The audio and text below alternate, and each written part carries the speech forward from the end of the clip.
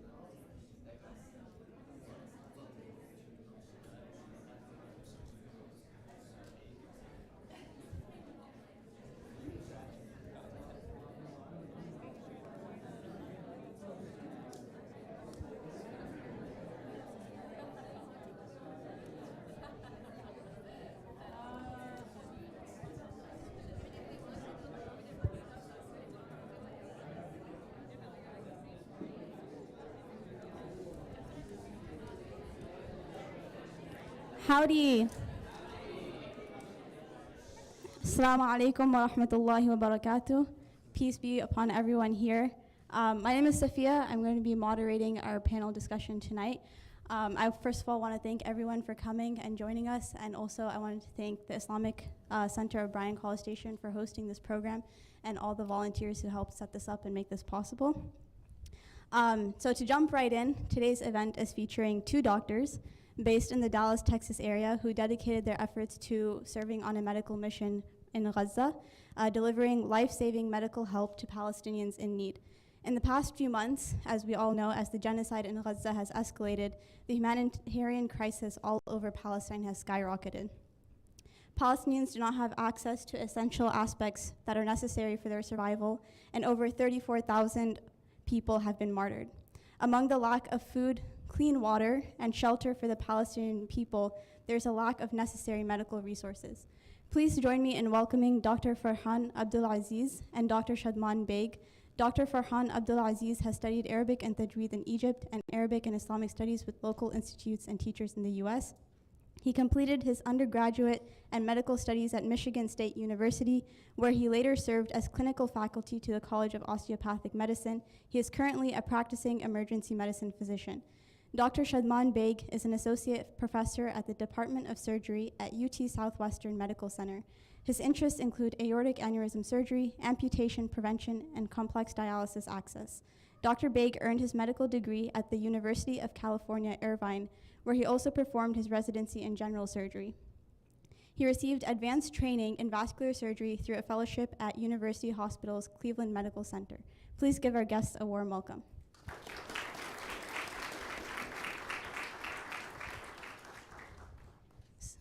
So I'm going to jump right in with some of the questions that people had.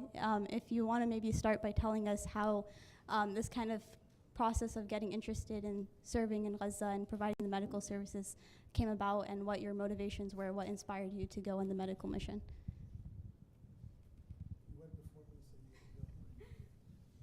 So, Bismillahir-Rahmanir-Rahim. I heard about a doctor in Dallas that went, one of the first missions to go to Gaza. There was a doctor from Dallas, old friend of mine actually, orthopedic surgeon, who got invited. And so when I found out he went and I realized that groups are going, then that's when it kind of kicked in high gear. How can I get in as well? Which I think is a feeling for pretty much everybody here. Like if we had the opportunity to go to help, I think we all would.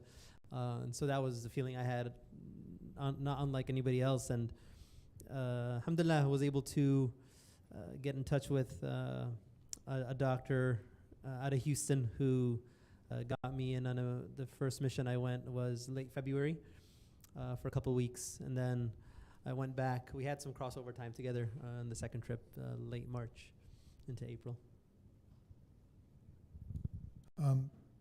Probably since about January, when I realized the war was being prolonged and the medical system there was falling apart, I started looking into opportunities to go. And then when I heard that he went, I called him. I was like, "Hey, who'd you go with? And you need to hook me up." So that's how it all started. But really, the reason, a lot of people at work ask me, "Why are you going?" And the best way I could sum it up, it's a very long, complicated answer, but the best way I could sum it up was to show the world that you can kill us, but you can't scare us. And that was basically the gist of my motivation to go. We are not people who are afraid. We don't fear dying. We believe in doing the right thing, and we're going to do that regardless of the cost. And that was basically the main motivation for me. So I think one of the things that we all really want to hear is we've been watching the news, we've been seeing everything go around on social media, and we've seen the videos, but we wanted to hear firsthand experiences, what are some stories about what you saw on the ground and what the situation is like in Gaza right now? Well, for us, it was today. We got there on April 1st in the evening, traveling from Egypt, and it's like a 12-hour ride because of checkpoints and such. But that same night that we reached our hospital, which is called Shuhada Al-Aqsa Hospital, was the night that the World Central Kitchen workers were bombed and killed on the same road that we took to get to our hospital. And their bodies were, in fact, brought to our hospital. So our introduction to Gaza was quite disheartening and traumatic in the sense that, we got there late at night, we went to sleep, we woke up in the middle of the night because it was Ramadan, and we had night prayers. And when we woke up, the people that we went to go meet showed us, what had come in while we were resting in the 3 hours that we slept. And after that, it's basically trauma after trauma after trauma. The experience there is there's a drone 24 hours a day, 7 days a week, flying overhead, and you can hear it. And it's so loud that you can be in a inner building of the hospital, and you can hear it. Obviously, if there's a window in your room, it's particularly loud, and it's all night long, all day long. And I think that it's so loud that I feel like there's a speaker on there that's just transmitting the sound. I'm being facetious, but I think it's an intimidation tactic for basically the general population. You hear bombs most of the time in the day, most of the time at night, but sometimes during the day also. They're close enough that the shock wave from the bombs, blast through the window and, basically shake the doors to the room that you're staying at. And we stayed in the hospital the entire 10 days. We never left.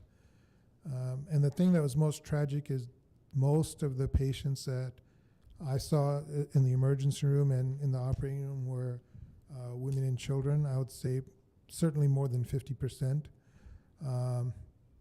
My first introduction there to my own patients was a 6-year-old girl whose arm had been hit by a high-powered rifle, and the extremity was completely mangled. The bones were destroyed. The soft tissue was destroyed. And we had to amputate her arm and her mother's arm, the opposite arm on the mother at the same level, which was a very high humeral amputation. The next day was a 7-year-old girl. The first girl was 6 years old. Next day was a 7-year-old girl from a different family with almost the exact injury, but in the opposite arm, shot by a high-powered rifle in the proximal humerus. Her artery was intact. They asked me to evaluate for revascularization, but I said, no, the artery's fine, but muscles all gone, the bones all gone. There's no way to salvage this arm. So we ended up doing another high amputation, and her sister was shot in the back of the leg, right through the popliteal artery. But luckily we were able to, do a bypass and save her leg.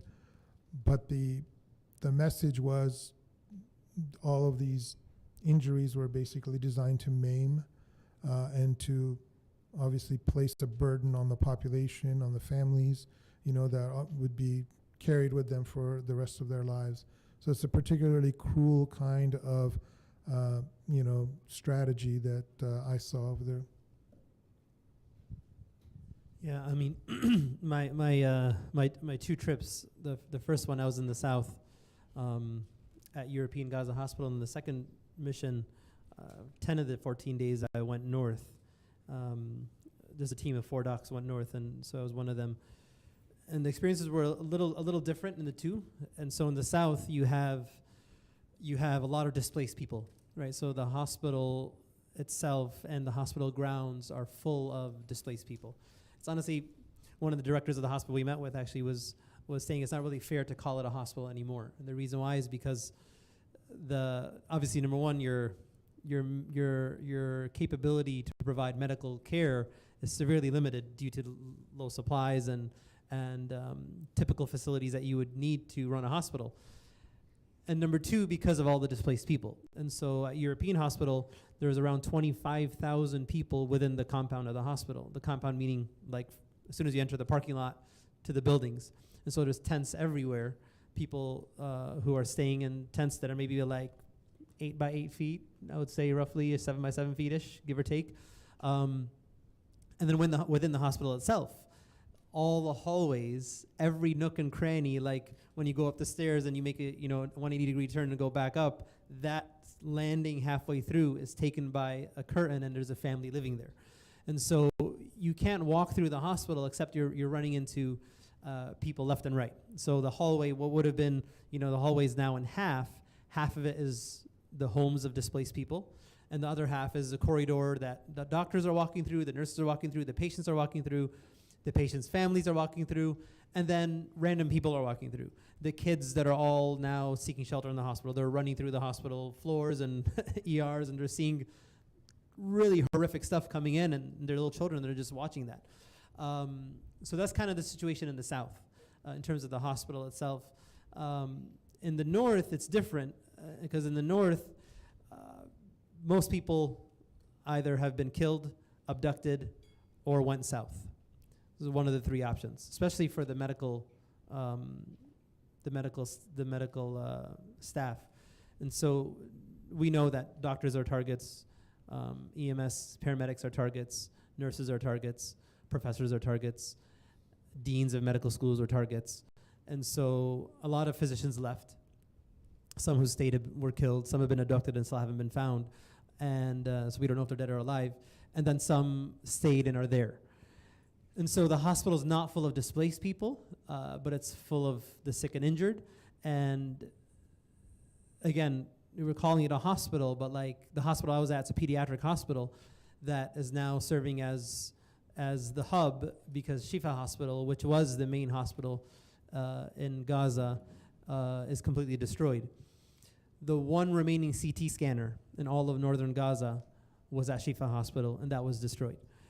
They had two, and one was destroyed in the first siege, and the second one was destroyed in this most recent siege.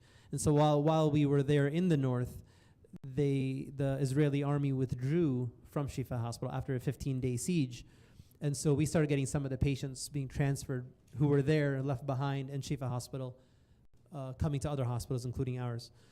And so not having a CT scan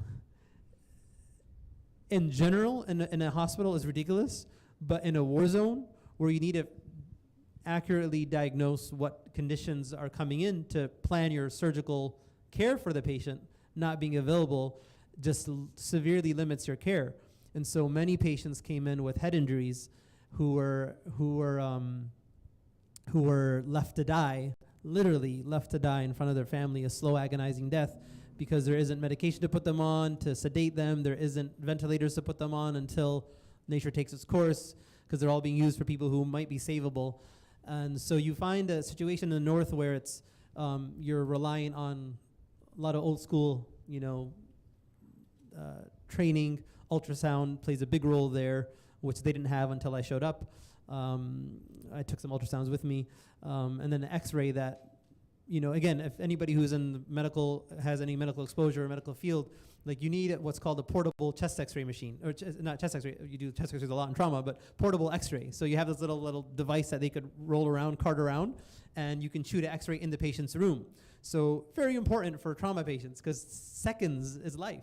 You don't have time to take somebody, and they're not stable enough to take someone to another building, to lay them on a table somewhere else, and then bring them back. But that's what they were doing, and so the from like a medical situation, it is beyond what I thought going in, and I would check social media almost every day until I needed a break. Then I would take a break for a day or two, then check it again. So I was following the news very closely since the war started, but seeing what I saw online on social media, obviously not on the mainstream news, it's going to be social media where you get your just a idea of what's going on. When you see the reality in terms of the medical situation, there was far beyond what I had imagined. In the South, the majority of the cases we saw when I was there the first time and when he was there the second time were women and children. In the North, the majority were young men. And I think the reason why was I'm seeing the majority, there's still obviously children coming in and still women coming in and still elderly coming in and stuff, but the majority I would say, and the reason why is because this whole facade of allowing aid in and these humanitarian aid drops and these few trucks that are coming in, those are death sentences. They're like death mobiles. And then because what happens is, the Israelis have set up a checkpoint from south to north on the main road that connects the two. And so these trucks, once they are allowed in, they are not allowed to stop until they reach the designated destination. And that means there's no red lights or green lights. But if there's a crater in the road from a missile or a bomb, you cannot stop. If you go off the route that's designated that you have to take, you will be blown to pieces.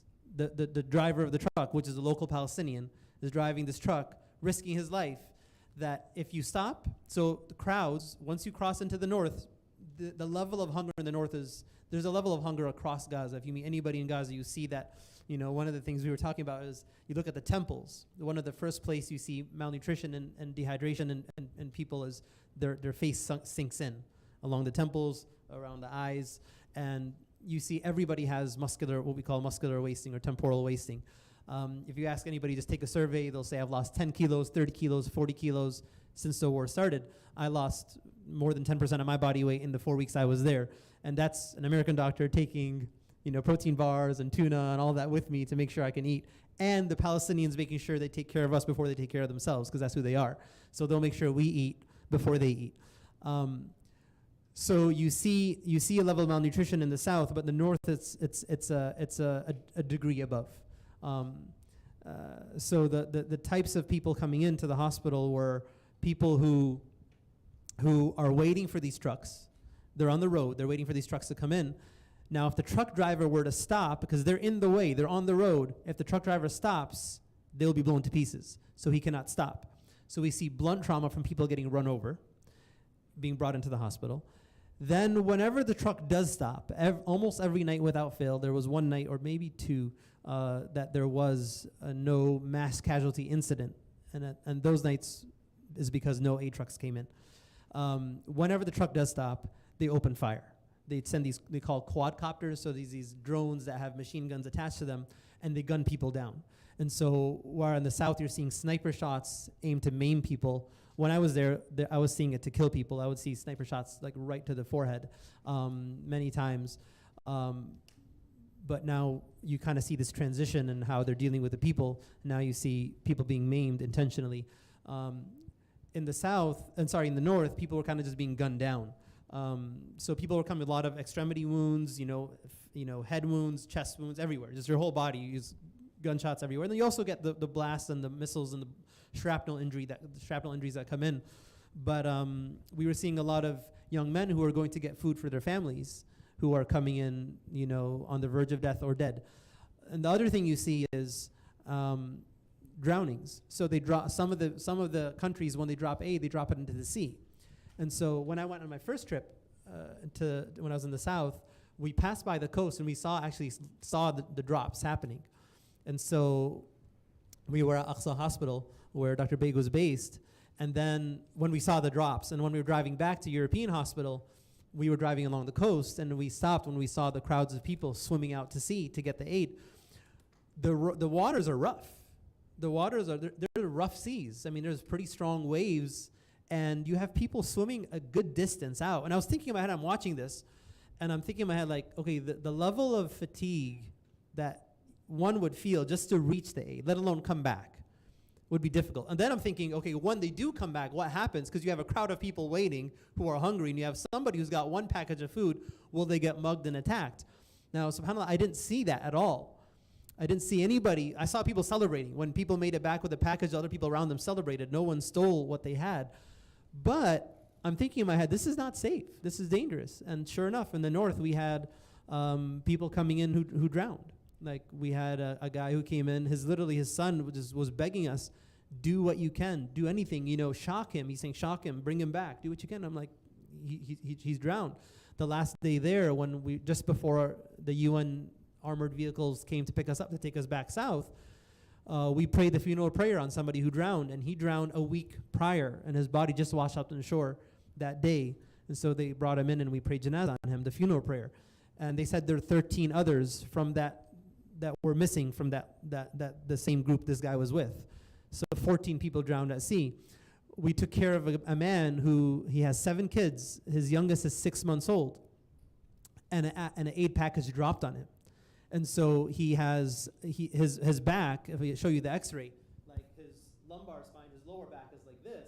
And it's supposed to be a nice curve to your upper back. And his lower back's like this, and his upper back is here.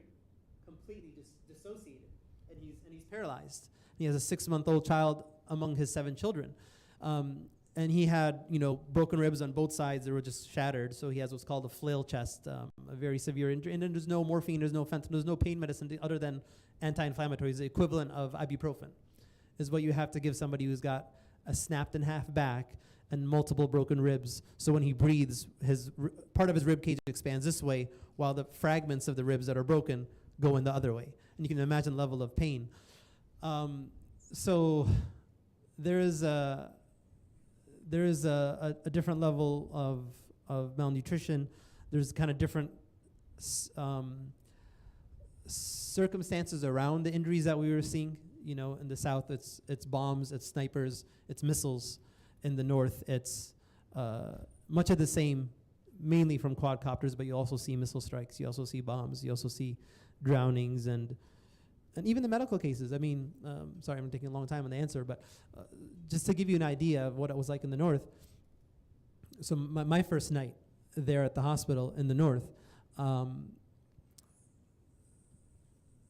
there was 3 other doctors in the ER, and they all look youngish, you know, but I came to find out later that night that medical students take the title doctor.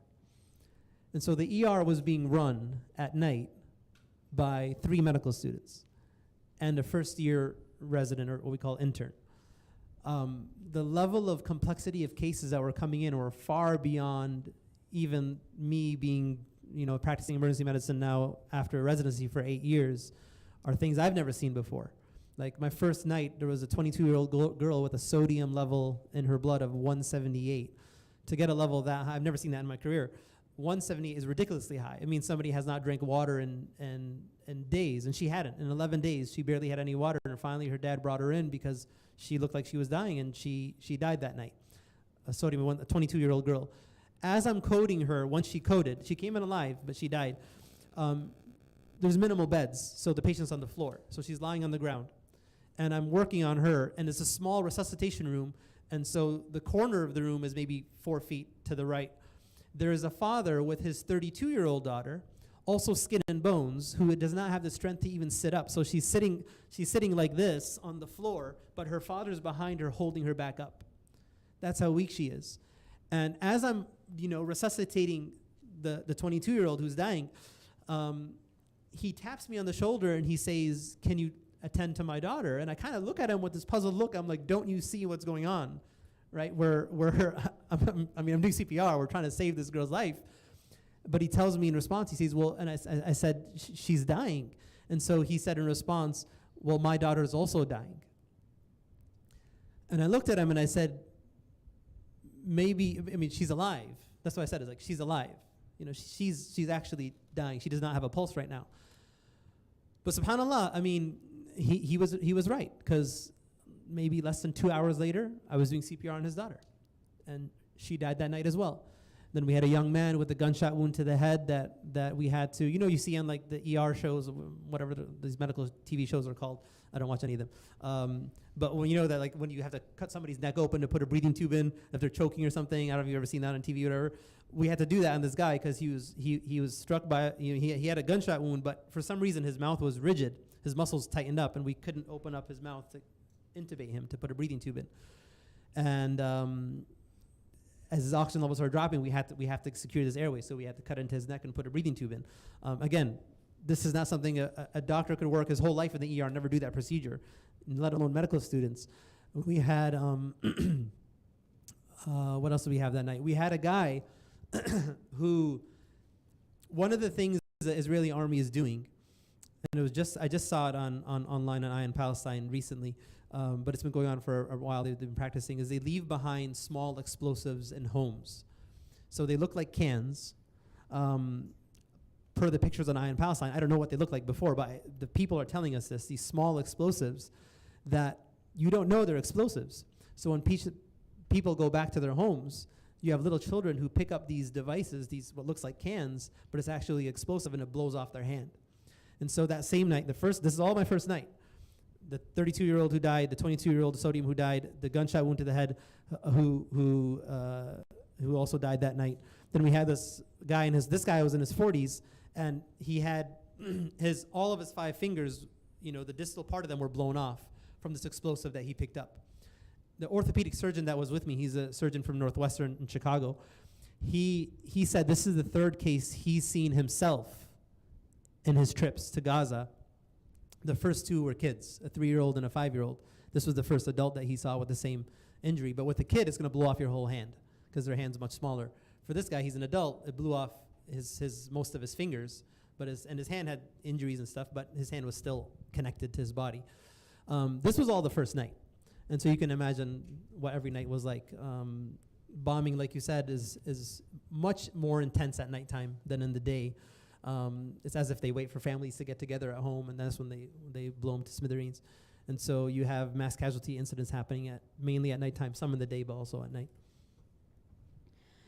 Thank you for sharing the experiences. I know it must have been very hard for all of us here to hear that and for you to experience that for a few weeks. But for the people of Gaza who have to experience this every day for the past few months, could you share some stories about like their emotional state, their psychological state, any stories of hope and resilience that you saw while you were there?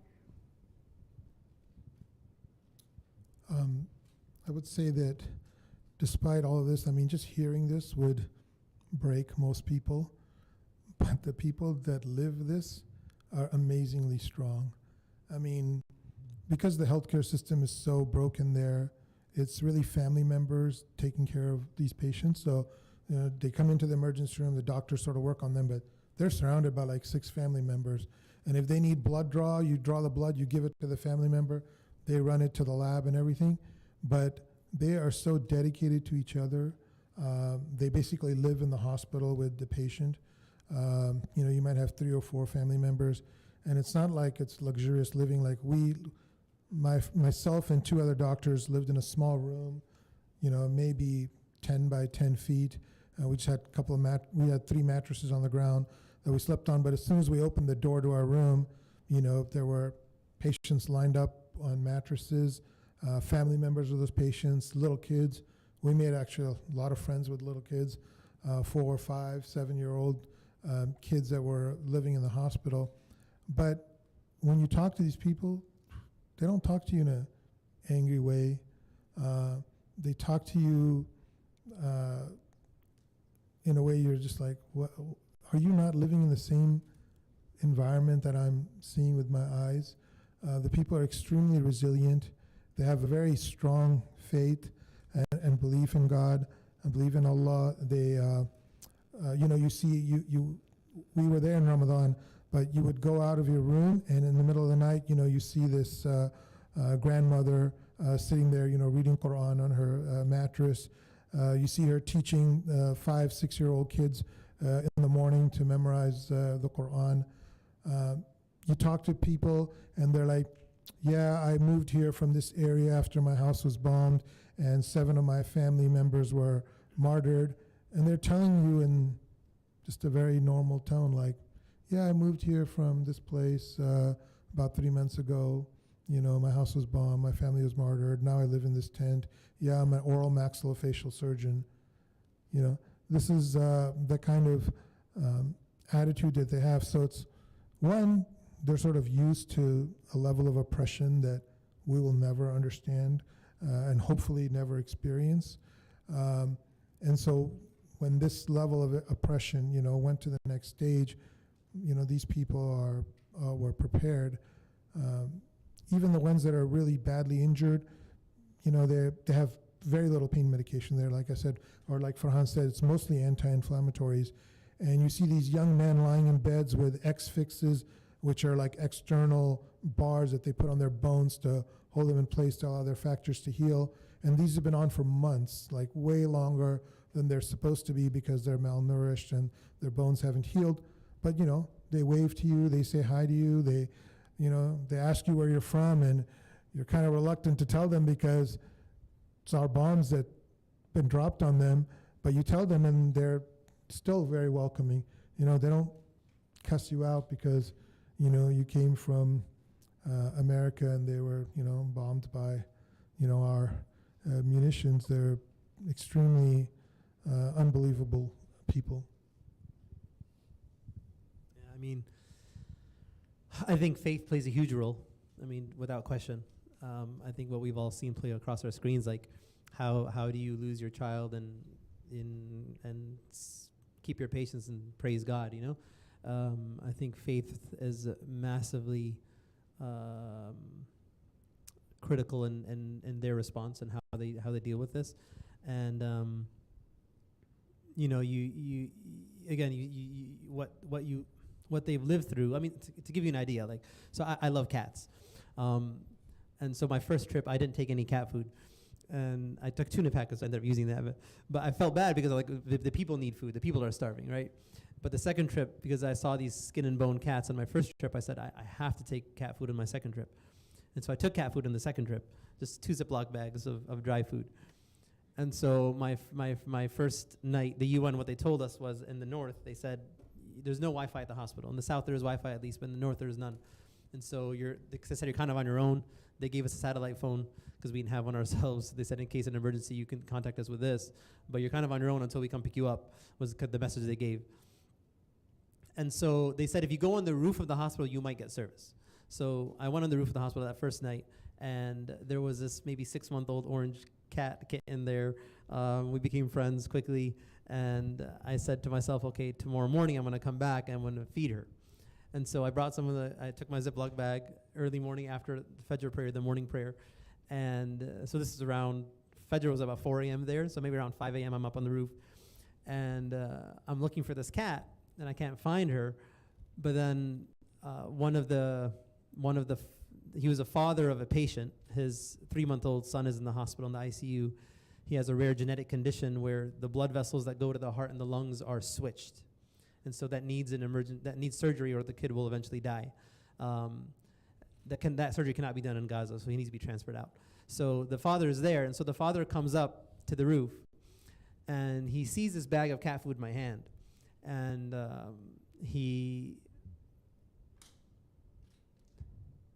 so he asked me, what is that? And so I tell him, I went early in the morning for this specific reason. I didn't want to see anybody, right? So I told him, I brought some cat food. And so he gave me this look, like it was, I don't even know how to describe it. It wasn't anger, but it sort of was. It wasn't disappointment, but it sort of was. It was sort of like this, like, bewilderment, like, you brought cat food? Like that's kind of his reaction. And then he told me, he said, we, for 3 months straight, all I ate was animal food. For 3 months straight, all I ate was animal food to survive. He said, I haven't had meat since the war began, but for 3 months, he just had animal food. And so when he said that, I was, I saw those reports online of, people in the north eating horse feed and the like. But to meet someone who's 28 years old, who said for 3 months of his life, that's all he ate. But this person, he wasn't angry at me, and we became friends. And he ate meat that night, alhamdulillah. But he was a hafid of Quran, memorized the whole Quran, cover to cover. And when I would walk around the hospital, I would see him walking around reading Quran. I would see him making dhikr. At nighttime, when I would go walk around, I see him praying Qiyam al-Layl. So you see faith, like you can read books about faith and, and read the Quran and read hadith and stuff, and you try and live it, but then you see it living in these people. You literally see it living in these people. It's like you're seeing Sahaba, companions of the Prophet, or you're seeing prophets, like, manifest. It's strange. It's really strange. And like you said, you don't, I never heard once somebody like cursing Israel, which is strange. Because I've taken care of, I can't even count how many parents I've taken care of who lost their kids. And I feel like if it was my kid, if it was my cat, it would be John Wick, right? It would just be like, until I die, I'm going to get my revenge. They've lost their children. Like, I took care of a mother in the south. Her 3 kids were killed that night in a bomb. She was taken to another hospital and transferred to our hospital. She was actually at Aqsa and came to European.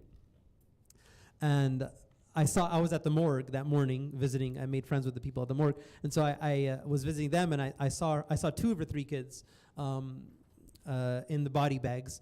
And I didn't realize she was a patient, but she went to the ER. And then that morning they asked me to go check on this lady with a big scalp wound. She had a laceration like across her whole scalp. Her skull was fractured, depressed in. It was what we call a depressed fracture. because of rubble landing on top of her head, and she had an open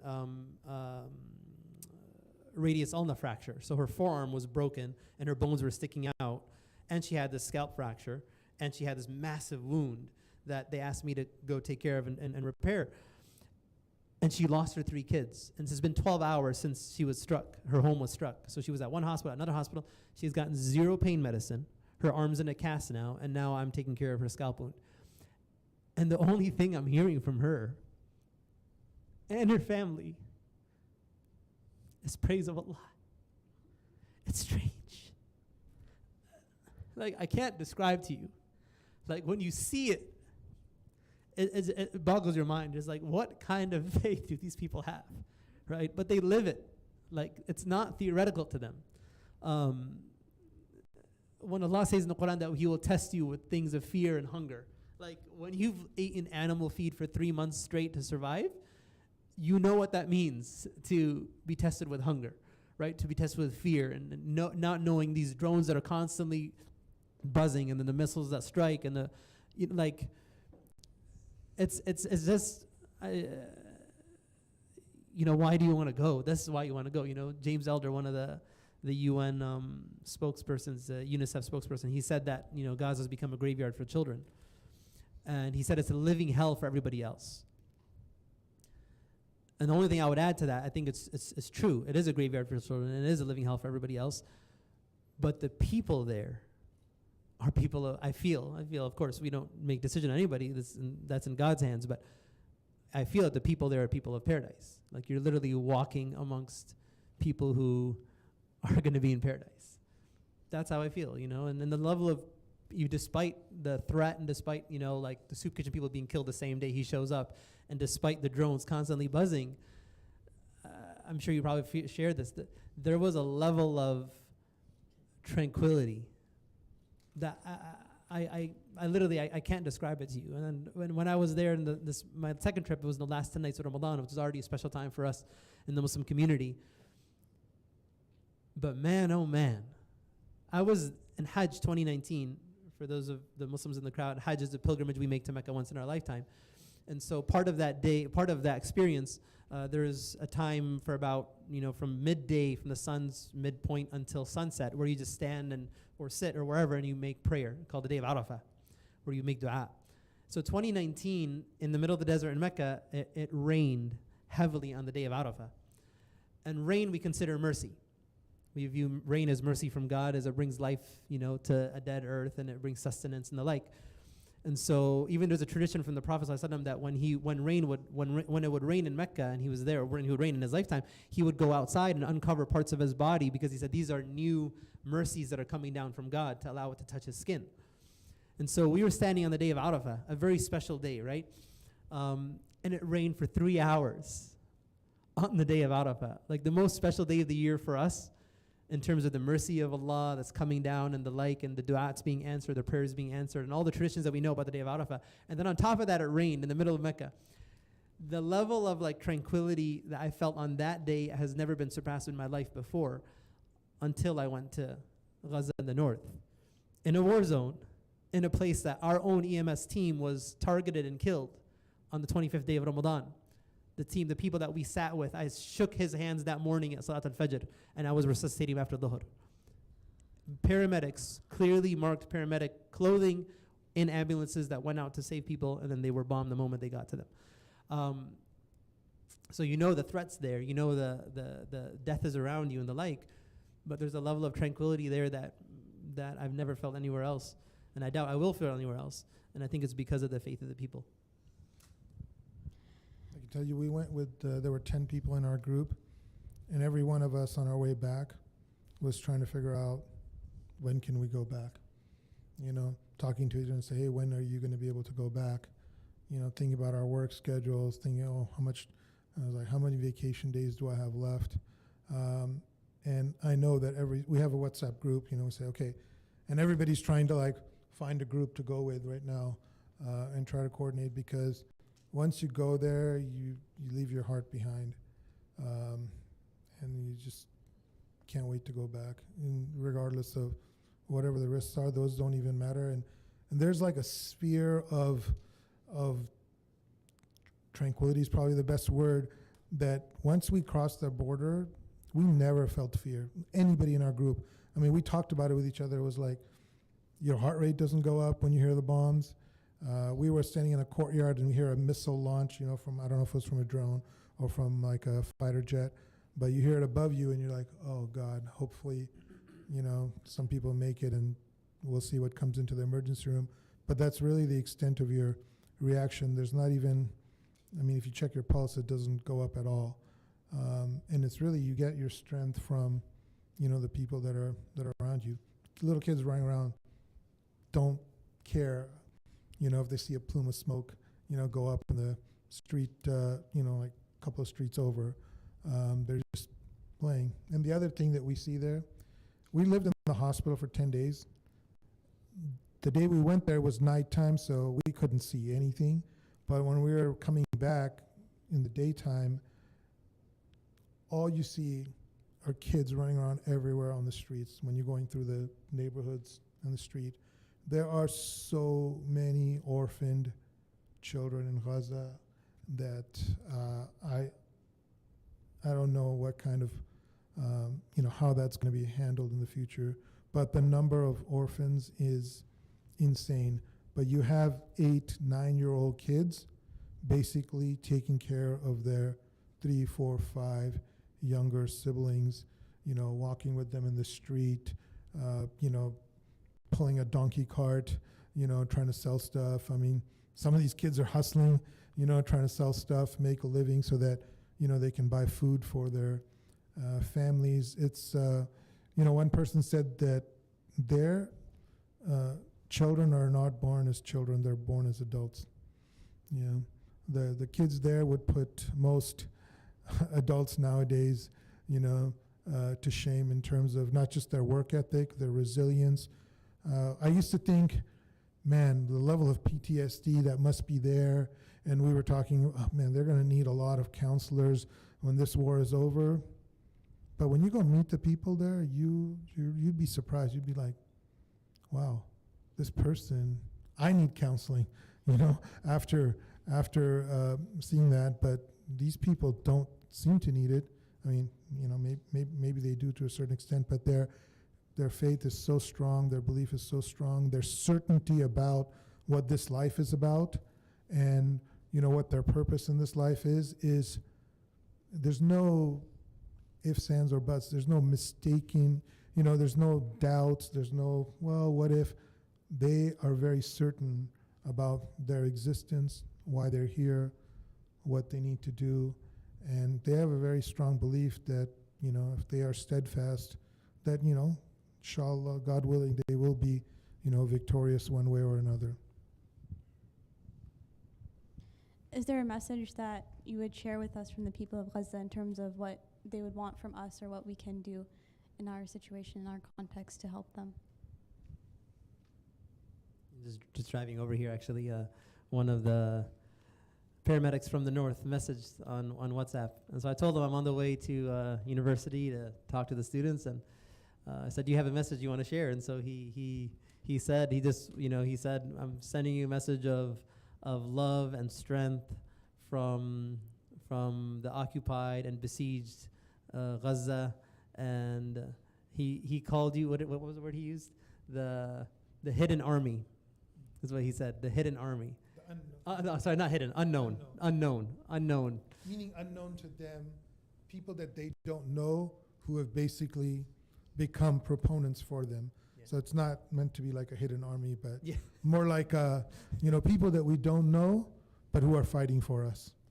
Yeah, so he was just saying, like, basically words of encouragement, like this unknown army of people out there. The university protests, they've all seen it, and then I don't know if you've seen the videos, some of them, like, they're sending thank you videos to Columbia and UCLA and everywhere that they're doing. It's like, thank you guys. So they've seen this, or they've been told about it. And so honestly, the message you get from the people of Gaza and honestly, even the West Bank. Like, I've gone to the West Bank 3 separate times, and the West Bank, by the way, it's Gaza is they're two different sides of the same coin of occupation. And so in the West Bank, because you're living amongst soldiers there, they can come into your house anytime, day or night, and capture you or, abduct you or demolish your home or all those things. We know that happens in the West Bank. Whereas in Gaza, they're at least a little autonomous, other than whenever, the siege is there and all that, and they're blocked in. All those things are there, and then these every so often mowing the lawn, like they like to use the term. But the message from the West Bank is the same as it is from the people of Gaza, which is raise our cause. And that's what he meant by the unknown army to us. Like people, students across the world who we have no idea who they are raising our cause. So the message is always one of, whenever we go West Bank or now in my 2 trips to Gaza, is to go back and raise awareness. Just raise awareness. And I think if people don't, look, there's no way, unless if you are way off the deep end, you can support, the massacre of babies. You can't. I mean, if that happened to dogs here in the U.S., there would be uproar, right? Let alone children. And the dogs there, and the donkeys there. And we saw pass by many dead donkeys on the road too. And grandpas and grandmas and all that, raise the cause, understand that what we may go through in terms of inconvenience for participating in things that would raise awareness and support of them is nothing compared to what they go through. Like in the West Bank, in Masjid al-Aqsa, I prayed next to a man who lives what would be normally 30 minutes away, drive to come to Masjid al-Aqsa to pray, and it took him 5 hours because of all the checkpoints. And you might not make it. They might turn you back, or they might strip search you right there, or strip search your 6-year-old daughter, as it happened to another person I met right in front of you, and you can't do anything about it. These things happen. They humiliate. The goal of occupation is humiliate, and break a people. But honestly, Palestinians are unbreakable. But if he's willing to drive those 5 hours so that he could be there on Friday, I think we could take the 5 extra minutes to look on our phones and make sure we're not buying a product that's supporting the massacre of the Palestinian people. I think we could do that. I think we can also be courageous enough to stand up and protest when the need for a protest is there. I think those things, we take courage from them. Just like you said, there's no fear, from the people of Gaza, and that's why we have no fear as well, because we learn from them, we follow their lead. Like I posted on my social media the other day, this 12-year-old girl, Hafidha of Quran, who's reciting Quran, and literally right behind us, we would do these like nightly halaqas, and right behind us, gunfire erupts, literally right behind us. And she doesn't skip a beat. She just keeps reciting. And I had like 40 kids in front of me. We would do this like, circle time for kids every night when I was in the South. And the kids are just sitting there. There's machine gun fire going off right behind us, and they don't skip a beat. So if we could take strength from a 12-year-old girl reciting Quran when gunfire going on right behind them, I think we could be able to stand in the heat for half an hour or 2 hours, whatever it is, to protest. So I think that's their message, is support us with your voices by raising awareness. And I think boycotting is very, very important, that we do not use our money that we can control to support anything that would go towards the occupation. One of the questions that we got was, how do you adjust to life back after being there for a few weeks? Like, is there a sense of guilt that comes with that? I mean, there's certainly some level of guilt, but also a longing to return, that's for sure. I mean, I've been planning my return since, I got back. I mean, I had a suitcase that actually the Egyptians wouldn't let me take in. I had a bunch of medical supplies, and I brought it back, and I haven't unpacked it because in my mind, I'm taking it back, and this time I want to get it through. But in the end, we have, I think just like people there rely on it, we here rely on our faith. I thought I was going to be a little bit traumatized and have trouble, sleeping and other things. And at first few nights, I did, but in the end, we realized that everything that happens in life is for a reason.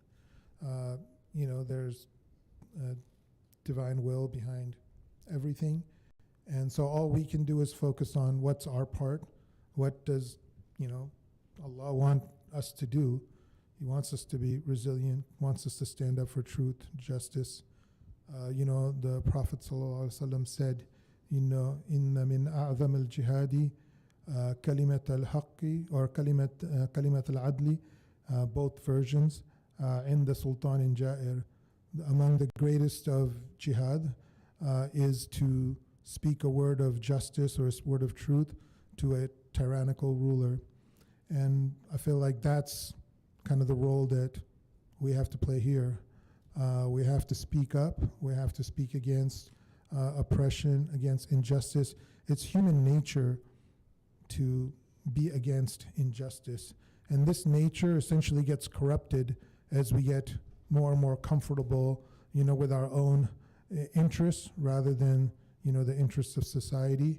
And it's amazing to me to see how many people, are sacrificing their time, their comfort, even their bodies, their careers, their futures, or whatever, to speak up for justice, all across this country as well as all around the world. And that also tells you, that's kind of a hint to the justness of the cause of the Palestinians, because there's no other issue in the world that, has brought people from all over the world, all different walks of life, together like this has. And even the response that we've seen in schools, the violent arrest, even the media basically blaspheming these people and labeling protesters as hoodlums or troublemakers or whatever. It's really because the powers that be have lost control on the narrative. They've lost control on being able to tell us what's good and what's evil. And that's the thing that scares them the most. And that's why I think continuing to speak up, continue to stand up for justice is important, to let them know that you no longer are going to determine for us what's good and evil. I'm not just talking about for Muslims, for the whole world, that your self-interest, the political elite are not going to define for us good and evil. We're going to use our minds, our intellects, our rational thinking, our eyes to decide what is right and what is wrong. And the other proof of this is that nobody's willing to engage you on a debate. I bet you if you're at this protest, nobody's willing to engage you on a debate on whether Israel is prosecuting this aggression in a lawful or unlawful manner. They'll just tell you, oh, you're being, and just throw out any kind of inflammatory word to try to label you rather than argue with you on the merits of your, position of why you feel that this war is unjust and why we need to stop supporting, this oppressive and apartheid regime. So I think, my advice is continue what you're trying to do.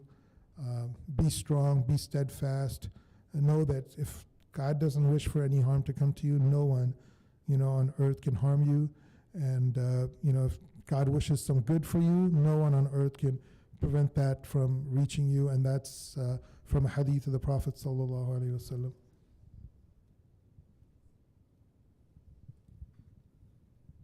What was the question again? How to adjust, and what was the second part of it? Like, what was it like adjusting to life after coming back here? The adjustment, I'll just maybe say one thing, like one of my first shifts back, there was this 32-year-old guy in the ER, buff, muscle, like bodybuilder, like ripped, probably 220 pounds of muscle. And he's just like, oh, my chest. And he's like falling off the bed. I'm like, bro, I took care of 7-year-olds that are more men than you. And they're starving to death. It is an adjustment because it's like you go from like a general caliber of people, to a very different caliber of people. And it's kind of like, okay. Nothing really startles me anymore. Like when I was leaving Friday prayer last week, somebody's motorcycle was going off, as they're driving away, and it sounded like a quadcopter shooting, and it just reminds you like these kind of sounds that you hear and stuff. But I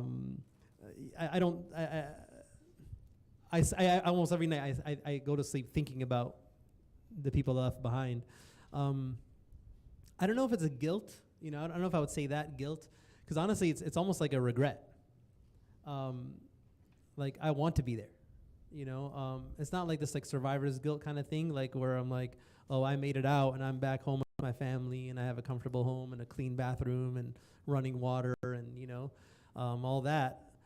I mean, that's there, that, you know, but honestly, I think it's more of just like, man, I wish I could be there, you know, because the people there, I mean, like I said, even though it's, you know, a graveyard for children and a living hell for anybody else, but the people are the people of paradise. They are turning hell into paradise. That's what's amazing. Is like their spirit, their resilience, their trust in God, their faith, their outlook on life. Like everything is just so inspiring, so amazing. You just want to soak as much of that as you can into your life, you know, while you're there.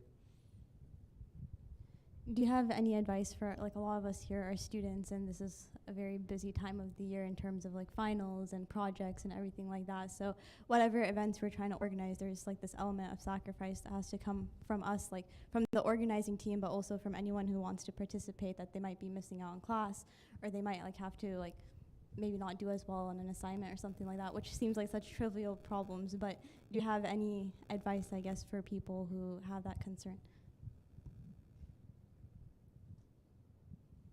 I mean, I would say give up your entertainment before you give up your time to study for your exams and things like that. I think that that's not, you know, most people, if they really sit down and think about it, there's a lot of things that they can give up in order to find the time to, one, you know, do well in the things that are important to you, like studying and, you know, being successful, and also standing up for, you know, truth, standing up for justice, standing up for, you know, oppressed people, and not letting, you know, this genocide basically be performed or be orchestrated, you know, in your name, you know, with your tax dollar, you know, with your blessing.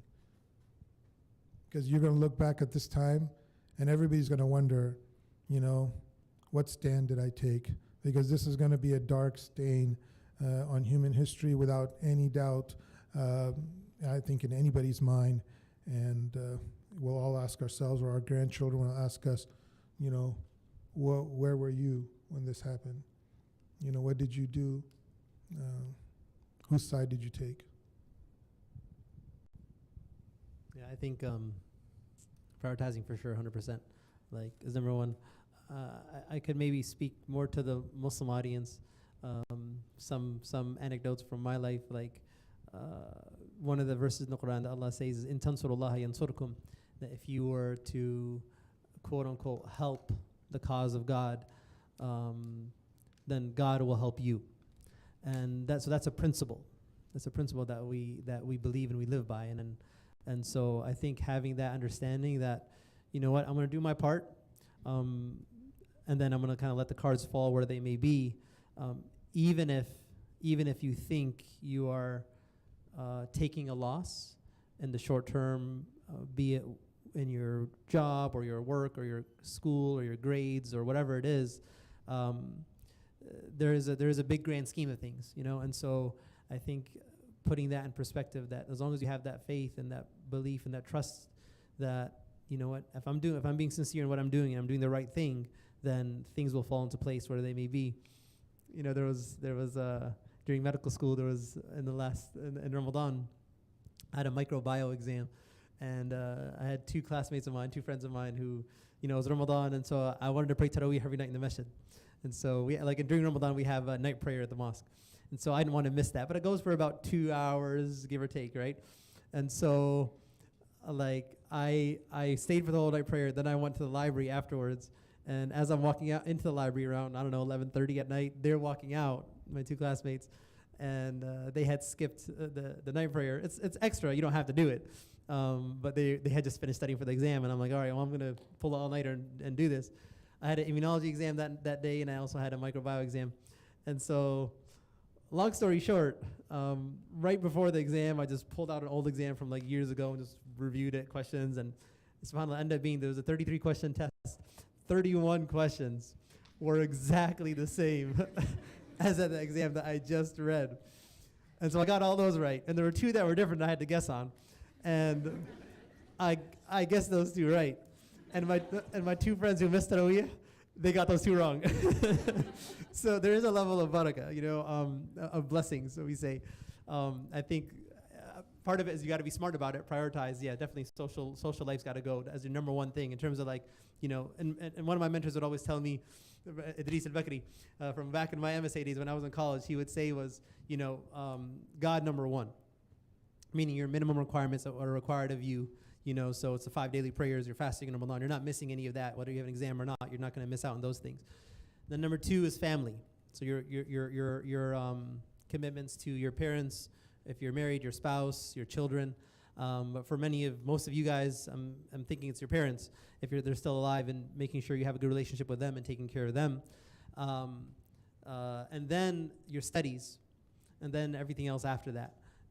But notice on the list way down your Islamic activism, your MSA work, your social justice work, whatever it is going to be there. And then after that, your social life and all that stuff. And so as you're kind of moving up the hierarchy from bottom up, you cut out social life. And so if you're able to keep up your grades and do well, great. But if not, I was very active during my undergrad years and my medical school years. And alhamdulillah, I wasn't the top of my class, so I'll tell you that. Okay, I was not the top of my class, but everything worked out it's like God put me exactly where I needed to be and go through whatever I go through to be exactly where I am today. And so there is a component that I strongly believe in tansurullah yansurkum. If you help Allah, help the cause of God, God will help you. And he's one of the best ER doctors in Dallas. If I ever have a problem, I call him. If it's okay with you guys, can we open it up for a public Q&A? Right, so if anyone has questions from the crowd, we can take them now. Yes.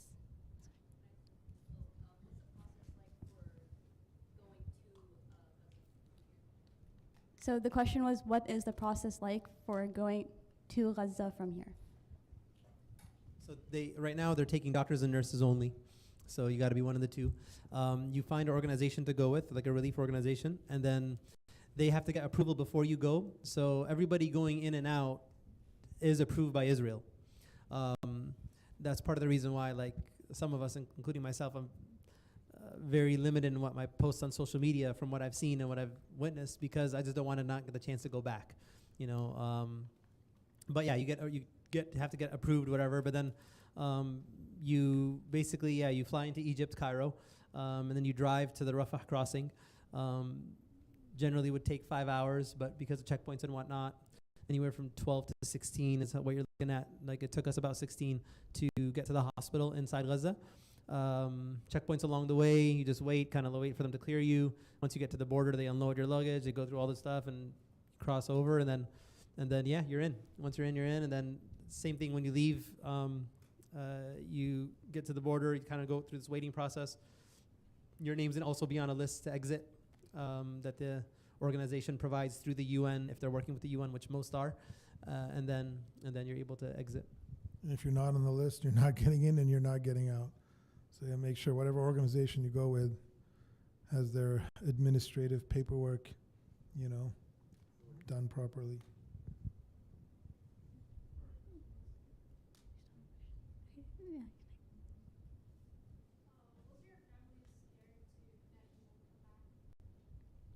The question was your family scared that you wouldn't come I back? mean, basically, I prepared, with the idea that there's a reasonable chance, small, but reasonable chance of not coming back. So, I had my will in order. I discussed all my financial, I have older kids, so I discussed all the financial stuff with my wife and older kids, and, kind of took care of all the affairs that were needed, and then went. And my wife, when I first told my kids, they were all super happy for me, and they were like very excited, because I think any one of them would go. My brother told me, this is the only time in my life, and he's a CTO in a company, he's like, this is the only time in my life I've been jealous of you being a doctor. Actually a few people told me that. And then, my mom was like super happy. My dad was freaked out. My mom was super happy. And, my wife also was, she was worried, but she never once said no, because I think, as a Muslim,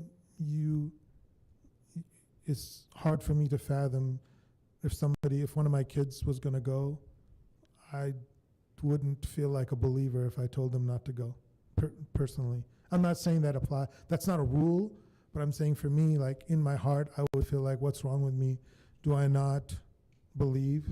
Do I not believe that whatever time God calls for us to return is going to happen, whether we're hiding behind a fortress or, in a hospital that's being bombed or, wherever.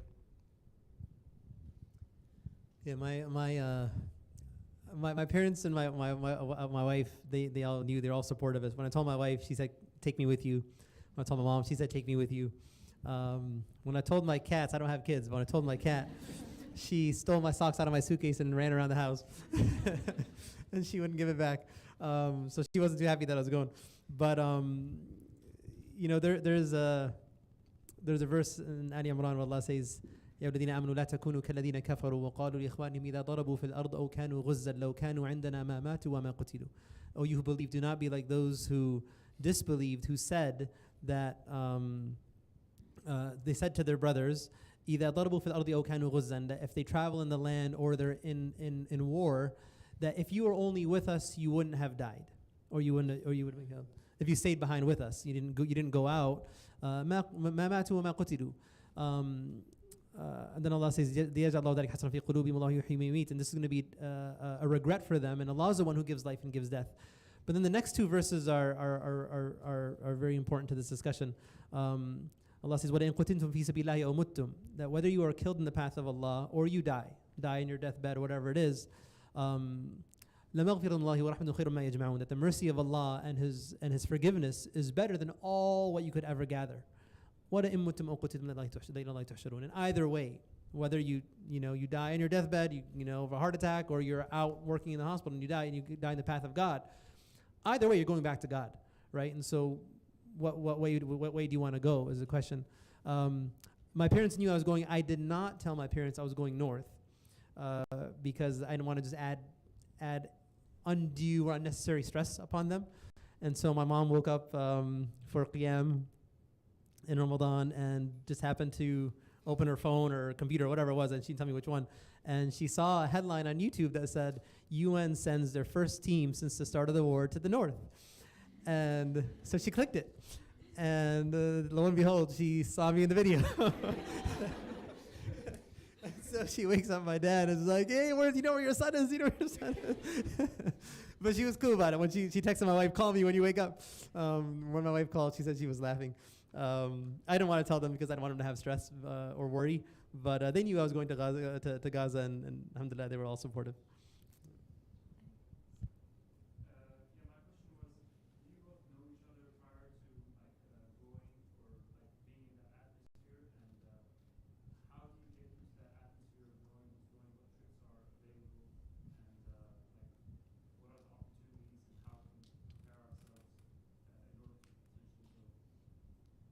I mean, we've known each other since 2010. So we're good friends. We worked in the same hospital for a little while as well.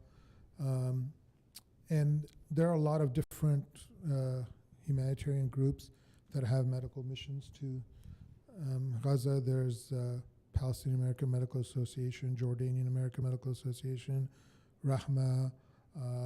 We went with a group called Palestinian American Bridge. There's Fajr Scientific. There's Med Global, there's GLIA, there's a ton of different groups. Nowadays, actually, it's a lot harder to get a call from one of them. In fact, I filled out the application for the Palestinian American Medical Association, and they haven't even returned my emails, calls, or the form that I filled out on the internet. And one of my friends has contact there, and he said, well, we have 2,000 applications right now. So there's a lot of people. That was you who sent me? Okay. Yeah. So it's like 2,000 applications. So that tells you where people's heart is, even though the war's getting worse right now. And even hospitals, are potentially not safe anymore. There are more and more people that want to go because this fear is dissipating. You know, this fear against speaking out is dissipating. This fear against, you know, taking the side of the Palestinians is dissipating. And, you know, if that's what comes out of this, I think most people who lost family members in Gaza would say, you know what, if we can break this fear, if we can get people to speak out for truth and justice, our family members' deaths, you know, would have been worth it. I mean, I think they would say that from meeting them, but I don't want to fully speak on their behalf either.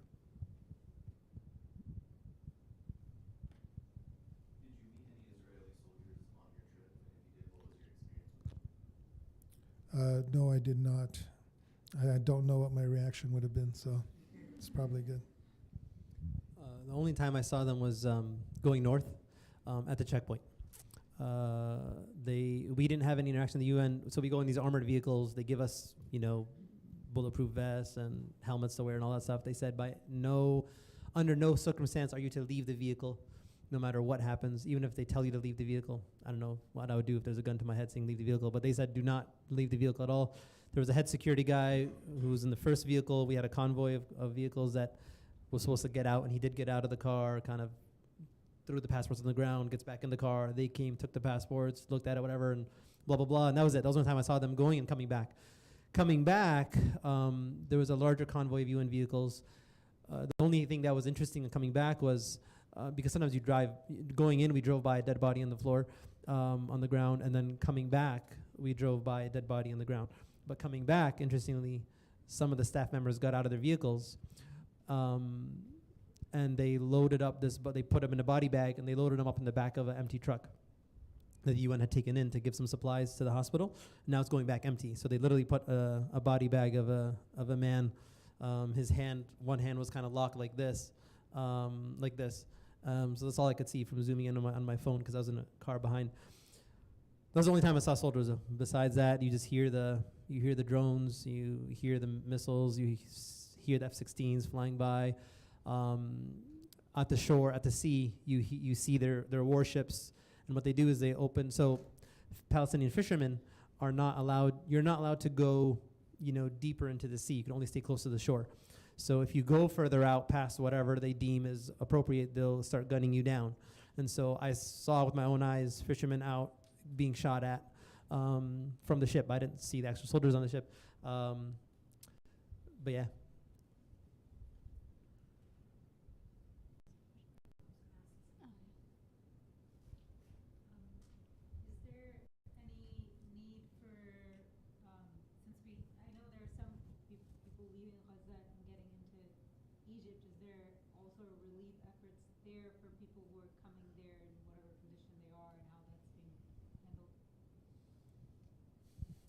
I am not familiar with any organized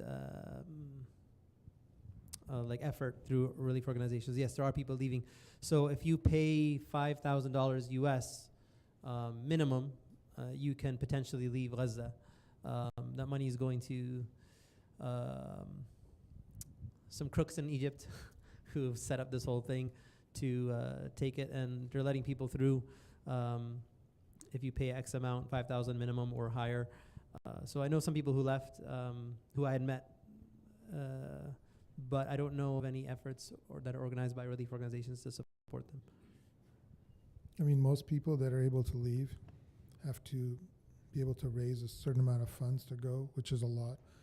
$5,000, you know, for a Palestinian family is, I mean, the doctors there told me they make about $200 in 3 months. Right under these circumstances. So imagine trying to raise $5,000 per family member. And most of the ones that are able to leave, by the way, have other family members in Egypt.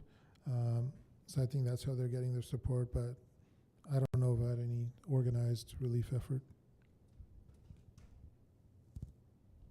Honestly, I haven't had time to really think about that, but that's actually a really good question and probably something to pay attention to.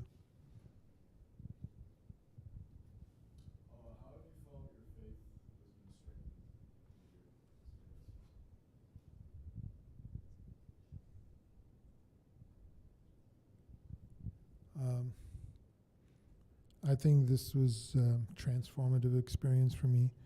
I tell people probably the only thing that could come close to this was going for Hajj. And honestly, the only reason I would put Hajj on top is just because I feel like it would be blasphemy not to. But in my heart, I don't know. I mean, one, it taught me that the people that you read about in books, you know, of the past, you know, the kind of the heroes of Islamic history, there are people like that that still live. You know, a lot of times you read a story and you're like, man, how is that even possible? And then you go and you meet people who, you know, are that way. Then obviously it really strengthens your, you know, belief and your resolve, you know, to and commitment to what you say you believe. I would say that's the biggest impact. The other thing I would say is that, alhamdulillah, we went in Ramadan. So every night we had Taraweeh and Qiyam, and the imam that we were praying behind was just phenomenal at reciting. And I've studied, you know, a little bit of Arabic, so I can understand, you know, a reasonable portion of the Quran in Arabic. And it's like it's a different book when you are there, because when you hear the ayahs, you like, oh, that's what this means. Because when you live in comfort and luxury and sort of, you know, dealing with your run-of-the-mill problems of whether my coffee was too cold or not, or too much salt, or, you know, the pasta in the cafeteria wasn't good today, and you hear the Quran, you might not realize that it's speaking to you. But when you're living in those circumstances, seeing what you're seeing around you, you realize that every verse is relevant, every verse is speaking to you, every verse is strengthening you, every verse is teaching you how to deal with, you know, the challenges that come in life. So it reads like a completely different book. I don't think I'm the only one who's, you know, made that observation.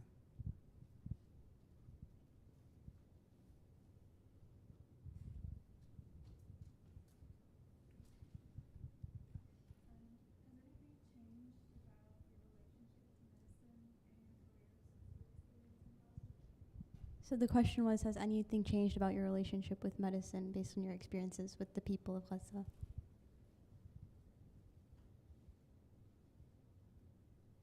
I've been contemplating how to quit my job. Hopefully this is not live stream and my boss is not listening, but I've been contemplating how to quit my job and work locums, you know, so that I can do other things in life besides work. I mean, I love my job. You know, I feel like we serve a lot of people. But yeah, definitely the grind of, you know, medicine is not as appealing to me. Being Indian myself, by the way, we're both not Palestinian. But I think the moment I came out of my mom's womb, she said, I'm going to be a doctor when I grow up. So it was chosen for me. I didn't choose it. And I hated the worst years of my life for medical school. I was, especially boards time. But alhamdulillah for being a doctor, because it was my ticket in, you know, and I wouldn't give up this experience for anything else in the world. Which, by the way, I think, remember we talked about the hierarchy, God first and parents? There is blessing in listening to your parents. Like, I listened to my mom to become a doctor, and then this is where it got me, you know? So I think a similar sentiment as Shadman, but maybe a little different. My world and his world, he's always jealous of me for having 18 days off a month, as it is, working in the ER. For me, 12 shifts is full time. So I do have that flexibility where I could work a bunch and then have a block off in a row. So alhamdulillah. But yeah, I think in general, the desire to do more work like this. You know, my director was telling me before I left the first trip, she's like, look, you're saving lives here. And I was like, really? Like, it's a little different. I mean, I do, but it's rare where you make a difference in a patient's life. Meaning, like, the case that comes in, most doctors are going to get it right. You know, there's a few, like, and I had one recently right before I left that maybe, inshallah, I did save her life. But there, it's the opportunity is a lot more. but also, I mean, and it speaks to the medical system there right now, as it is, it's completely collapsed. And so literally a lot of times what you're doing is you're, unfortunately, I mean, to put it bluntly, you're delaying the inevitable. You may be able to extend somebody's life, or what you would have thought would have killed the person at, let's say, by 2 o'clock today, maybe they survive till 2 o'clock tomorrow, right? So because all the steps that are needed to be in place to give somebody proper care are all destroyed. And so whether you get them through step 1 and maybe you find a way around step 2 and step 3, but there's 4, 5, 6, 7, 8 that still need to be there.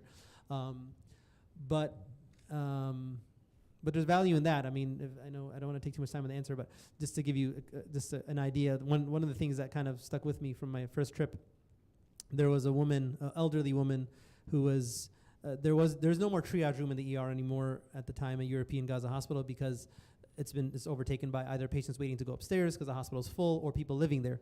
So there's this woman who was discharged from the hospital 2 weeks ago, but has no family and has no home. Her home is destroyed and her family's dead. And so she does not leave the hospital. She lives there. So one of the challenges when you say 25,000 people living in the hospital, why? Part of it's because they have nowhere else to go. Their homes have been destroyed. So if they survive their hospitalization, they don't know where to go. And so this lady stayed in that spot for 2 weeks because she has nowhere else to go. So one of the volunteers working at the hospital came and says, "Hey, doc, can you come check this lady out?" And so I go and see her, and she's like working real hard to breathe. Her heart rate's like 130. Normal's like less than 100. She's breathing about 50 times a minute. Normal's about 15 to 20. I check her oxygen levels about 80%. I have a little portable ultrasound machine with me, so I do a quick scan of her leg because her leg was swollen. She had a blood clot in her leg. I'm presuming it went up into her lungs, and she's got blood clot in her lungs, and she's critically ill. And I tell her, I need to take you to the room next door to give you oxygen. That's the first thing. And she refuses. And she says, "I'm not going to leave." And I said, "Why?" And she said, "Because this is my home. And if I leave this spot, somebody's going to take it."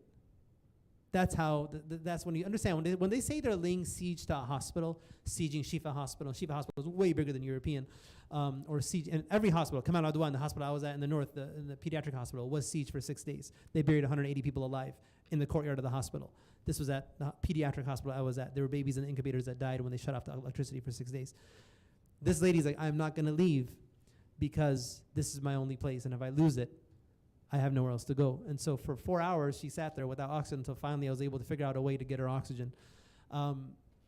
But oxygen's not sufficient. We put her on medicine, the blood thinners and whatnot, but even then, you cannot, imagine, when you play sports, let's say you play soccer or football or basketball, whatever it is, for an hour, and your breathing respiratory rate's maybe 40, 35, you're tired.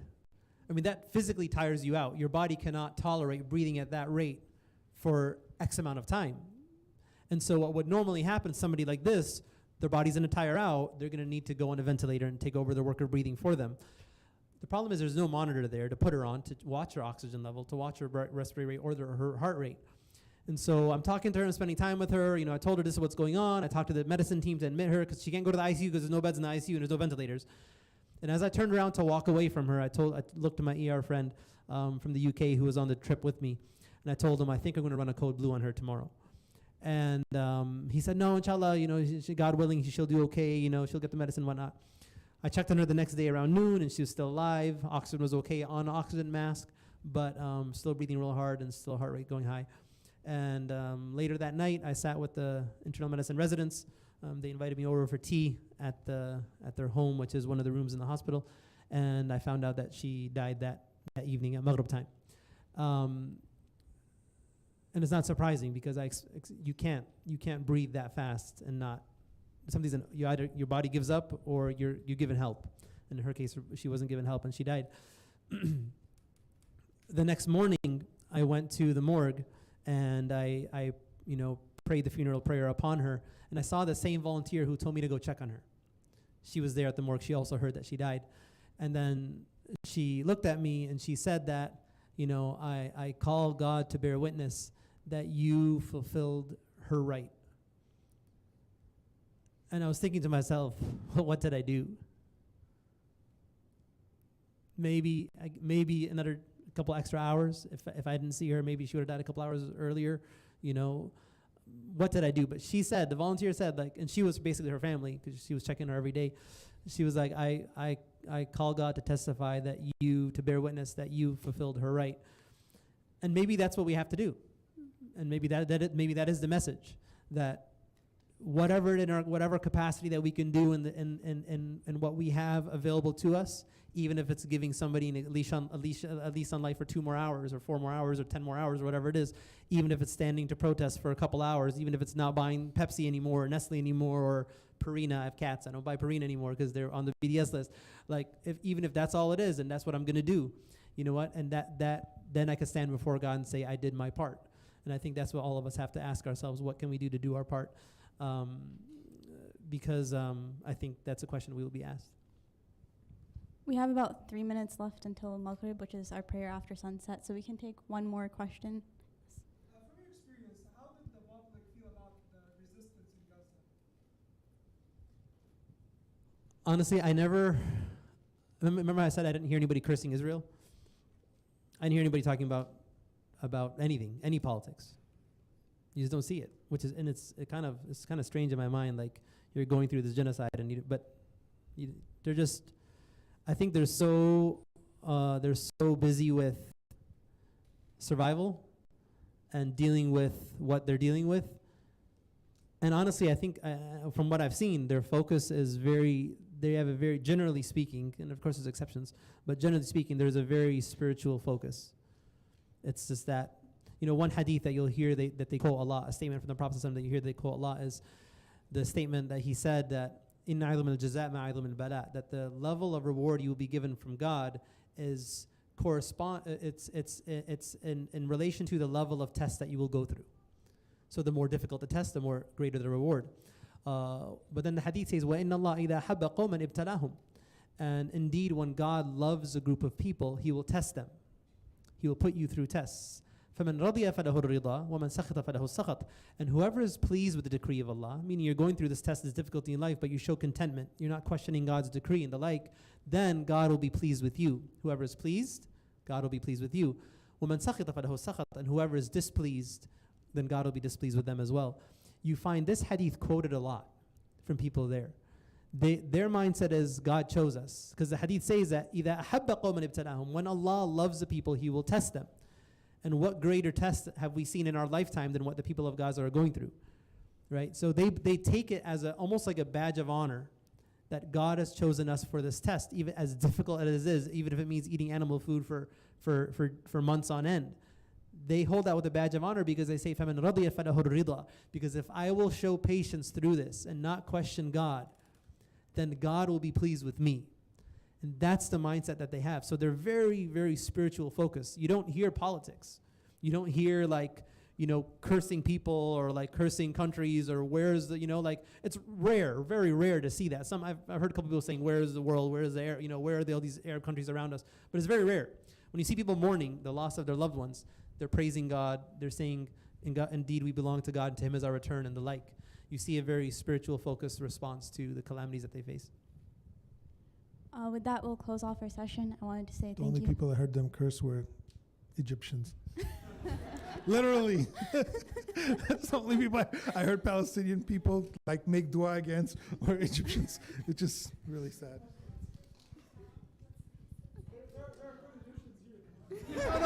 I'm telling you My that. wife's Egyptian too. I got you. No, I'm just telling you the fact that, there's a country sitting right next to you and they actually contribute and make life difficult for the Palestinians. They're really the lapdogs of the Israelis, the Egyptian government, not the people. The people there, have their heart with the Palestinians. But I had to throw that in there. I'm sorry. They gave me such a hard time that I'll never forgive them.